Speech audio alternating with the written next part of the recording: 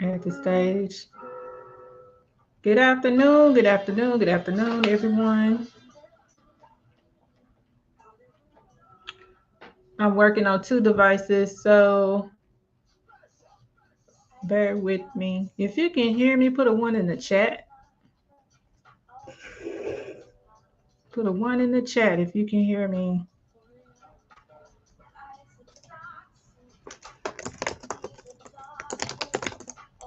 Okay, thank you. Someone put a one in the chat. Great. Okay, so I'm Angela Willis, and thank you all for joining me. As I mentioned, I'm working on two devices, and I hope you all are having a happy Monday. I'm hoping you all have a happy Monday. So if you see me looking from one angle to another, it's because I'm using two different devices here. So um, yeah, what I'm going to do is get started because this is a 1 hour webinar, and I'm just going to go ahead and share my screen real quick. Please keep in mind the easiest way for me is to jump on share screen real quick. Here we go. So you guys I know Facebook can't see me, but what I will do is probably, okay, so now I don't even see the capability of turning my screen around. So those of you that's on StreamYard, if you can see my presentation, I'm going to say you can, because if you saw me, you should see my presentation.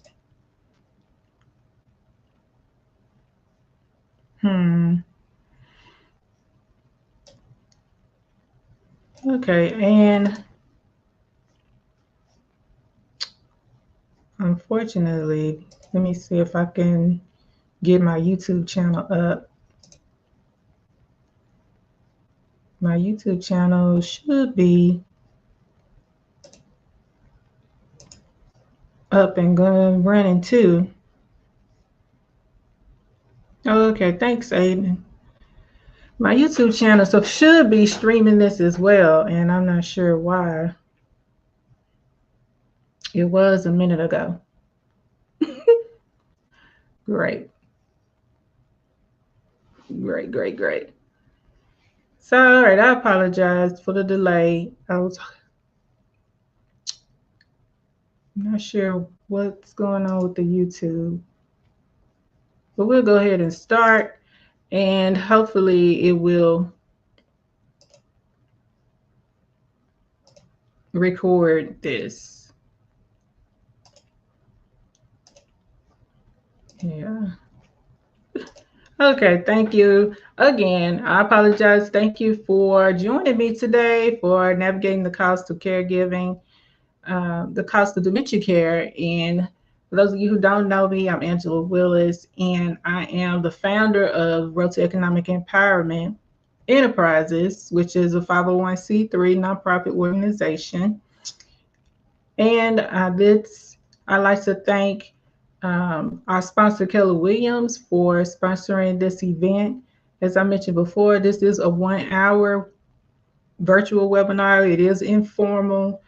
I hope you guys have your pizza or your salad or whatever you have in front of you, because this is a virtual lunch and learn. I have my little water bottle and ate a little bit of pizza earlier. So our mission at Road to Economic Empowerment is providing strategies on building wealth and reshaping the culture to those who live in underserved communities. And we have been out doing outreach, conducting outreach since 2007. And we primarily serve the residents here in the Dallas County area. So a quick disclaimer. For those of you that are watching me on Facebook, I know you can't see the disclaimer, so I'm going to read it to you. Road to Economic Empowerment is a 501c3 nonprofit organization that collaborates with those in the business and nonprofit community to provide personal development training in the areas of financial literacy, mental health awareness, and entrepreneurship. We are not here to replace any estate plans that your estate planner has put together, financial plans, or replace your tax attorney. We are solely here to promote awareness about the costs surrounding long-term dementia care and recommend that it is better to have some type of SMART plan than versus not having a plan at all. Yeah, with that being said, again, I'm asking that you guys be patient with me as I learn this new platform. And plus, I don't have a moderator, so it's all me. And again, I'm learning as I go along. So thank you again. One thing I wanted to say: make sure you download the planner at the end of this. At the end of this virtual lunch and learn. So a little bit more about my background. I have 2 books actually right now. One is called Proverbs for Teens: How to Live, Love, Laugh, and Have It All on Purpose. And then there's also a book for caregivers called The Caregiver's Financial Blueprint: Aging in Place, Saving Money, and Earning Extra Income. So I know for those of you that's see if I can. So I can't even see those of you who might be in the comment section. I cannot see your comments at all using my mobile phone. What about you all, StreamYard? Can you all? Oh, it's live? Okay, thanks, Aiden. Appreciate it. So, yeah, it's just that on my end, it's showing that it's still not up. But okay, great. So with that being said, I wanted to find out what are some of you are hoping to get out of this lunch and learn. Let's see here. I'm still navigating on this to see how many people are on here. So let's move on to the next slide. And that's my story. So how I ended up becoming a caregiver. Well,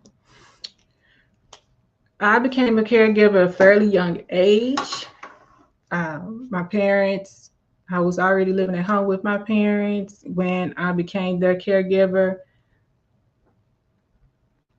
They were diagnosed with dementia a few years apart from each other. And due to living at home, the responsibility automatically fell on me. And at first I thought it was a breeze. I can handle taking care of them and working full time and running a nonprofit and things like that. And as time went on, to be transparent, as my mother's health declined and her need for care increased, my work performance started to be compromised. And I started having health issues, developed some stomach issues, and and I had hardly any social life, and my life started to revolve around my parents. And as a result of that, I knew I needed help right away, and they needed help as well too, because the finances that were depleting. And so I decided to do was host a symposium called The Cost of Caregiving, Alzheimer's and Caregivers Financial Health Symposium. And what the symposium did was bring in a task force of experts of those who specialized in financial and legal planning, in clinical studies, in nutrition, and other related topics. So I tried to make a lump to make the to just being honest, I was trying to get all the help that I could get. What it means to be a caregiver. Well, let me say this before I talk about what it means to be a caregiver. We hosted the symposium from 2017 to 2020, and I decided to relaunch this symposium because the need for in efforts to bring more awareness to this issue, this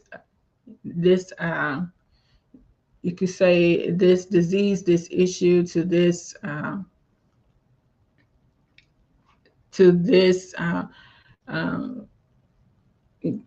whatever you would like to call it. It is a more 2/3 of caregivers are women.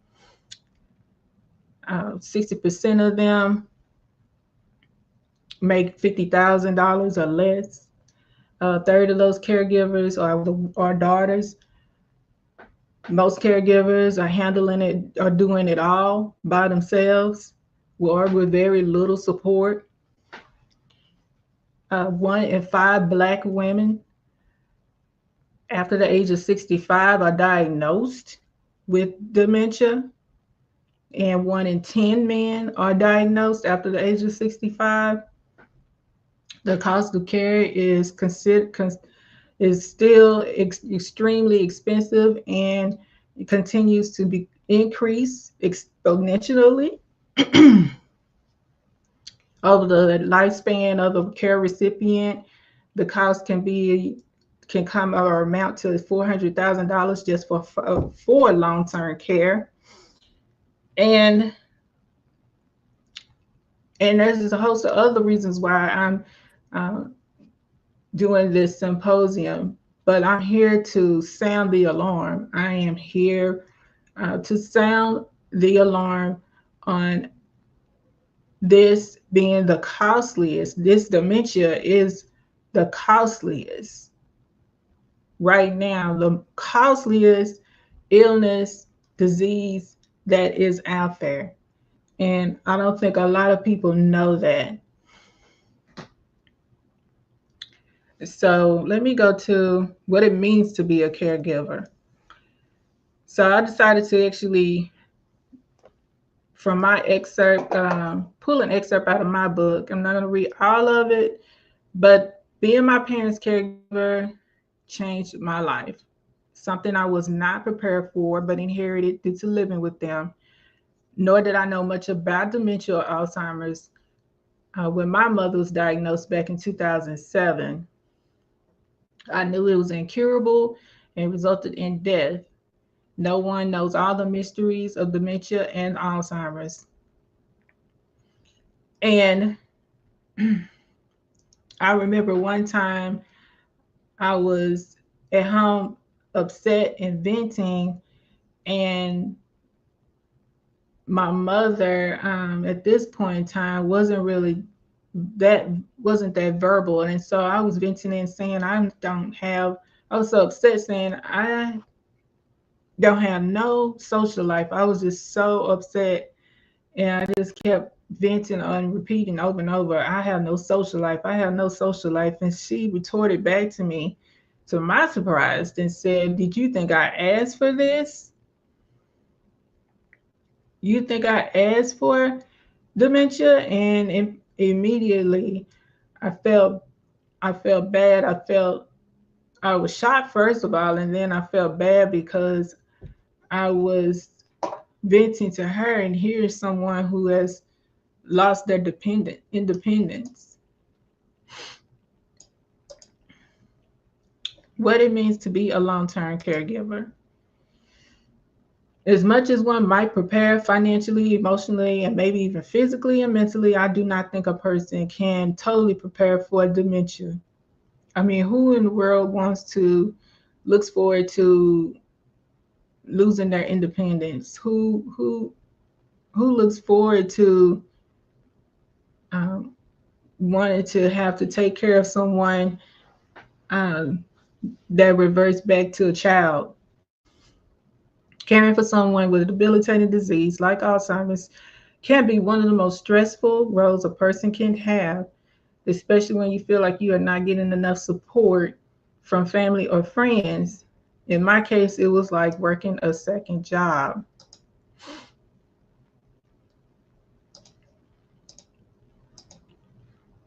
So here we are, and today I was going to share with you some cost to being some of the cost involved with involving long-term care.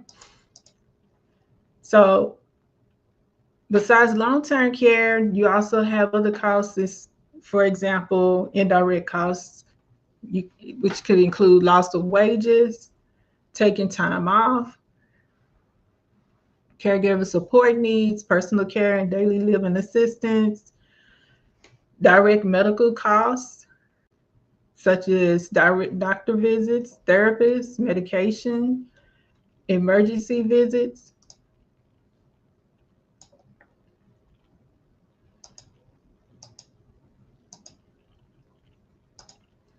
So I already have gone over the numbers, and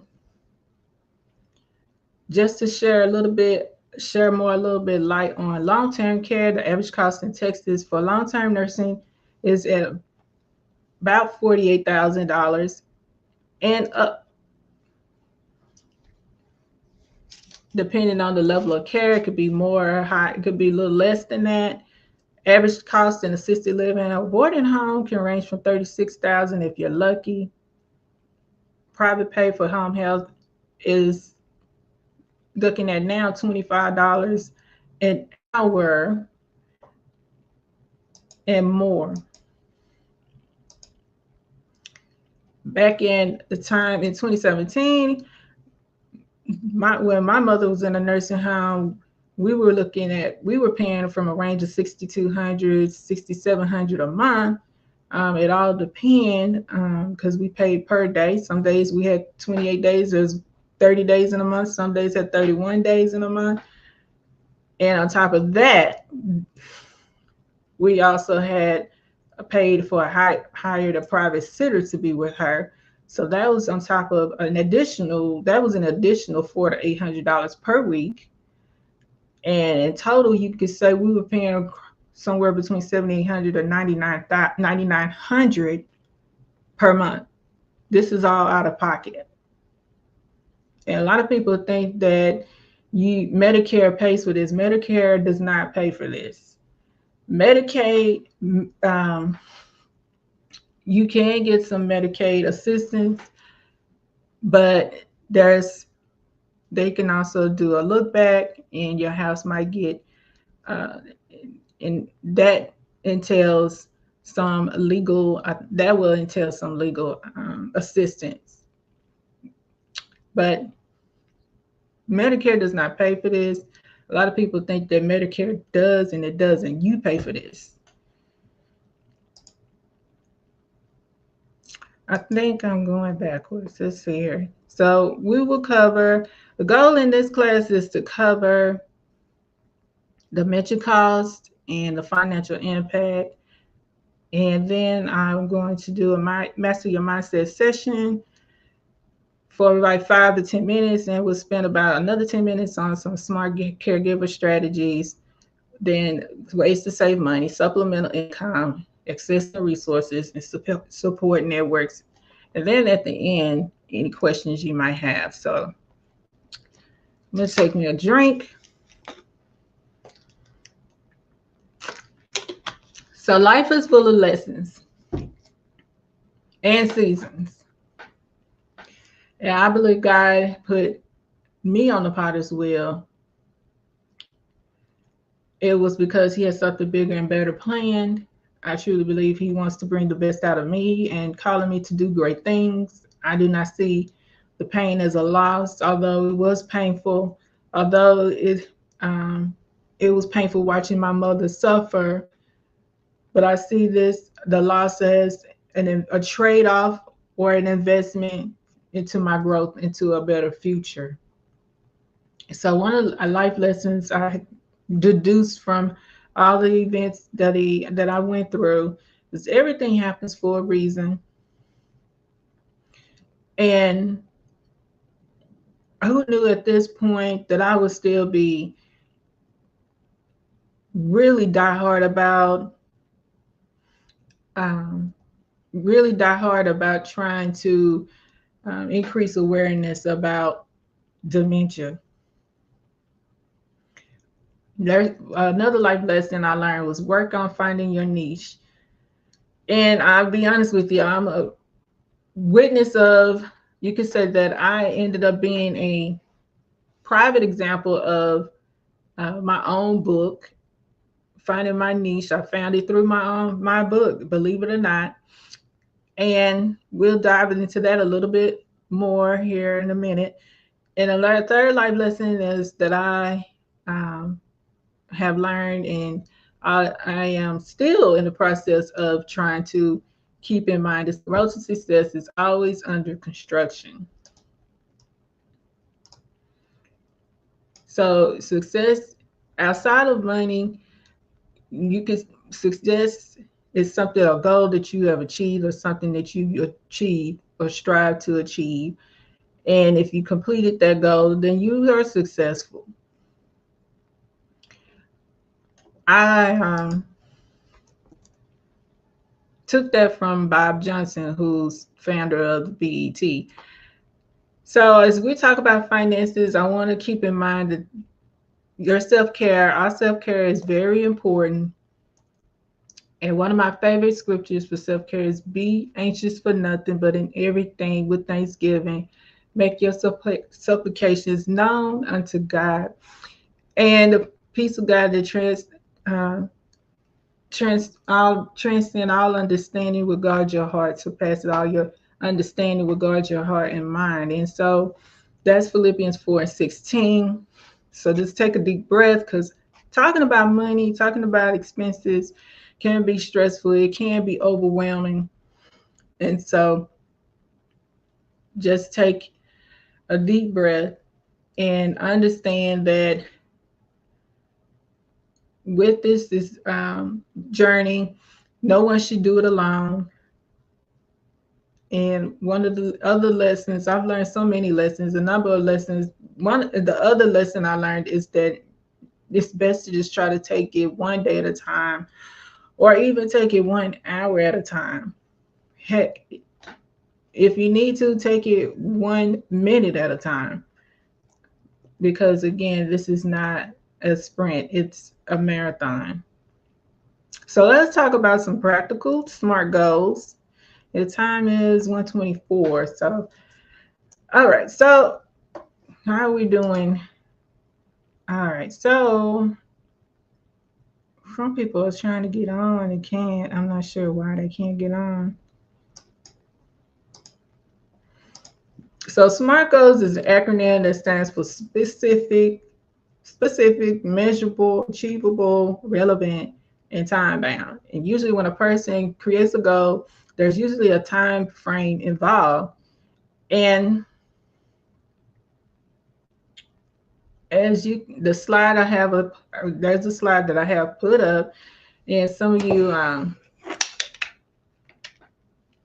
can see specific, meaning what you will achieve, what you plan to achieve, what data will you use to decide whether you've met the goal, achievable. Are you sure you can do it? Do you have the right skills and resources? Does the goal align with relevant? Is it make sense? Time bound. We all know that time bound means within a time frame you plan to achieve this goal. So, I put in my slide for those of you that are on Facebook, a cheat sheet for some caregivers. I did a speaking engagement with on talking about the importance of self-care, and so I put together a SMART goal sheet for cheat sheet for them, and I gave them a practice exercise, and the exercise was well, I had it together to give them. Actually, I didn't actually give them the exercise, but I had prepared it, forgot to give it to them. But anyway, the exercise was on, I want to improve my physical health by walking 20 minutes every morning. So specific would mean what you plan to uh, defining your self-care goal. So example of that would be setting aside time for each day to relax and recharge. Measurable would be how many minutes a day do you plan to put aside. So you could say 30 minutes or 40 minutes or 20 minutes every day to set aside. You plan to set aside that amount of time each day or 2 or 3 times a week. And I'm not going to go over all of this. What I will show is my SMART plan. I actually included my SMART plan on aging in place. And I think I put a quiz on here. Some of you, though, I will skip down, but I put a little quiz in here about which of the following is an example of specific SMART goal for a caregiver self-care. And if I had attendees if I had a way to get the attendees to jump on, I would let you answer these. My goal was to actually have some inner dialogue. I didn't want to talk this whole entire time.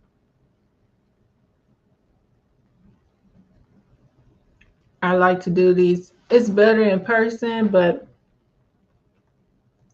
next time we'll do that. We'll do these in person. Okay. So let's jump to ways to save money. Sometimes it's not about making money, it's about saving money. And over the years, I through various programs have been able to save my parents over a substantial amount of money in home updates and repairs. And due to the rising cost of medical and care expenses, it's important to be aware of programs that are out there that can help you. And so there's more resources in my book, but on here I put states can offer a variety of services under the state plan, home, and community-based services.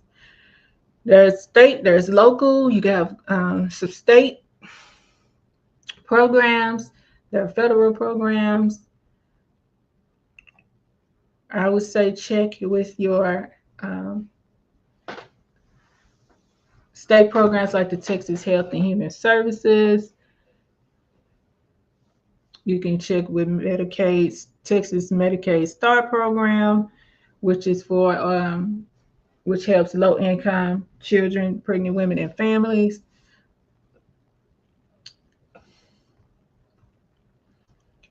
You can also look into long-term care insurance. That's if you haven't been diagnosed with anything like dementia, because like life insurance,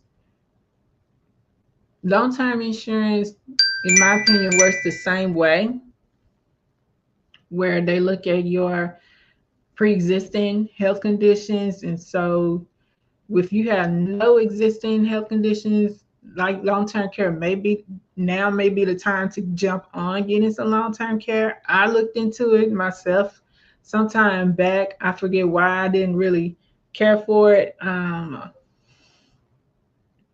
It the price of it, I think, goes up as you get older. And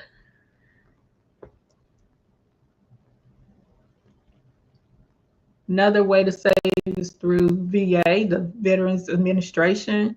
If you have um, a veteran, someone who used to be in the military or who's currently in the military, they would be you they might be eligible for aid in attendance, which was very helpful for us in getting more assistance, financial assistance to help pay for my mother's care, and now we're using it to pay for my dad, to help pay for my dad's care.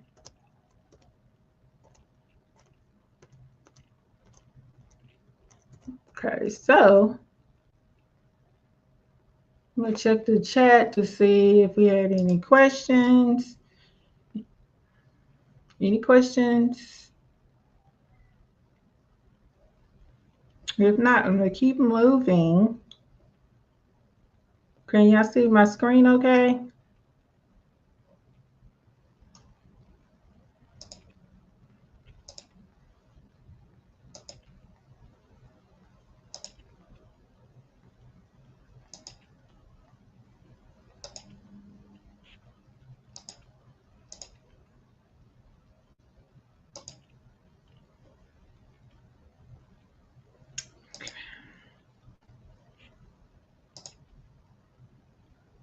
All right.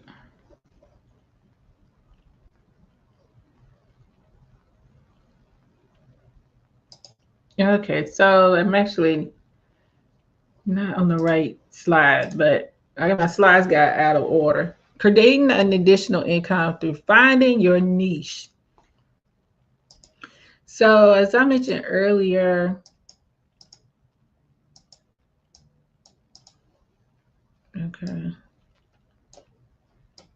Um, so if in my opinion, if you are a primary caregiver taking care of a loved one that still lives at home, you end up wearing a number of hats. Sometimes you end up being the you have to run errands, you have to end up being the cook, you end up being sometimes the secretary, sometimes you end up being the yard keeper, you're the mechanic, the nurse. There's so many hats that you end up having to wear. And I just feel like that we as caregivers have all kinds of talents. We have all kinds of talents and I believe skills. And if I just decided to put a little, like I said, mini assessment together to match up. If you are, first place to start is if you want to create an additional income through your niche or through discovering, if you're trying to discover what your niche is, first place I would say is start, a good place to start is asking yourself, what am I good at? What comes natural to me? And then after that, am I good at serving others, communicating, finances, math? Are you good with working with kids? Are you good with doing online? Um, are you good at doing multitasking and doing online things? So I try to match up those skills with a side hustle. And so these are some side hustles that I put up on. You have to actually get it from my book. Some side hustles that you might be able to do to bring in an additional income. Another way to create an additional income is through using your home. Creating an additional income.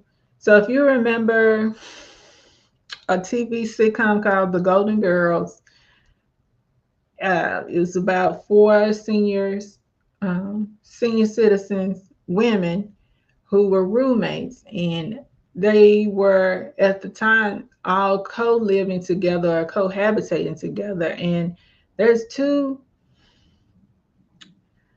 So some people get cohabitating mixed up with co-housing, and so there's a difference though. The difference between co-housing and co-living or cohabitating is the fact that co-housing is where you're staying in your own individual dwelling unit, but you may share an outside amenity such as the gym or the pool or clubhouse or the laundry area. So, but you don't share. But at a cohabiting or co-living space means you all will be up under the same. Um, I don't want to just say same roof, but you all would probably share um, the living area. This is where you stay in the same dwelling unit, and those who are those who are tenants inside would be sharing like the living area, the kitchen, um, maybe even parking garage. Okay. Okay, so I only have a few more slides to go. Advantages and disadvantages of co-living. So as I mentioned, the Golden Girls, they had a co-living arrangement. In their case, they shared the same, a dwelling unit. They had their own private bedrooms, but perhaps their own separate bathrooms. And advantages to the co-living, if you find the right roommate, it's a great way to save money, to combat loneliness. But if you end up finding a if you end up with the wrong roommate, then it can be a nightmare and even traumatic. So an option before going this option, um, the cohabitating or going the co-housing option is to make sure that you have an agreement set up front, going through the rules where you both agree upon um, just what your wishes are. If there's a curfew time for guests, if you have allergies, you need to share that. If you have expectations, what is a no go? What is a absolute? Um, what are your absolute non-negotiables? How are you planning to divide the rent up in the utilities? I mean, a number of things need to be discussed before you bring in a roommate or a tenant.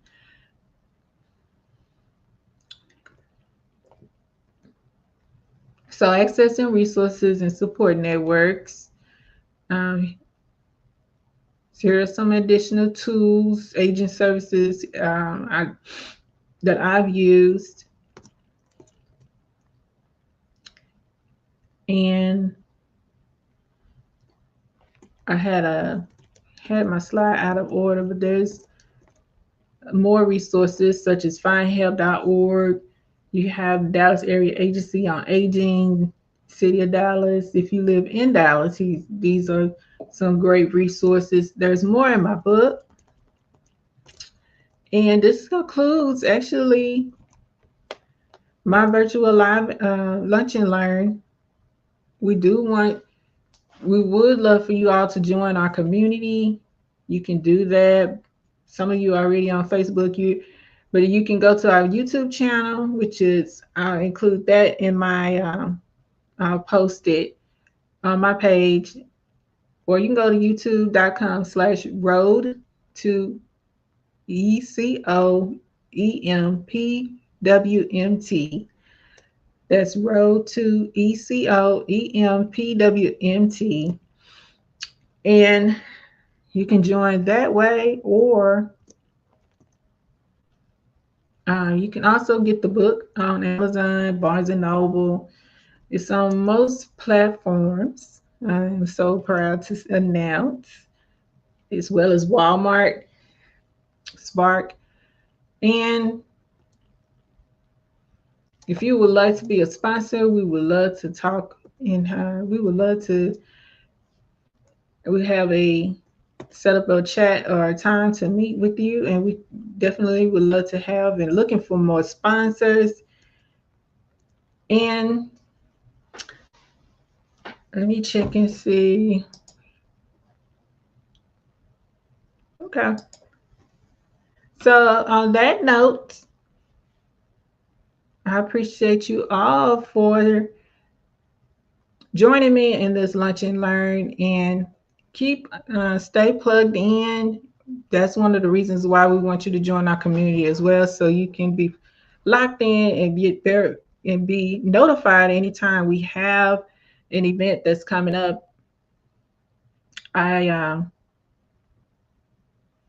would love to get your feedback, and if you all want to get a planner from me, make sure you send me you could just send me an email or a text, or put in the chat that you would like one.